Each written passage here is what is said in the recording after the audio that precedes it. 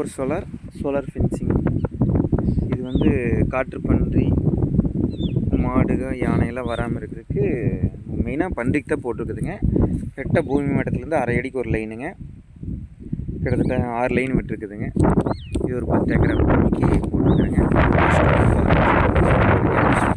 இது வந்து கரெக்டாக இந்த மாதிரி உருளை வச்சுங்க 1/2 அடிக்கு ஒன்று கரெக்டாக டேப் வச்சு அளந்து இந்த மாதிரி கட்டிவிடுவோம். மேல் கம்பி மட்டும் 1 அடிக்கு இழுத்துருக்குறேங்க, மீதியெல்லாம் 1/2 அடிக்கு ஒன்று இழுத்துருக்குறேங்க. இந்த மாதிரி காட்டை சுற்றி வச்சுக்கோங்க. இப்போ 5 அடிக்கு ஒன்று வைங்க.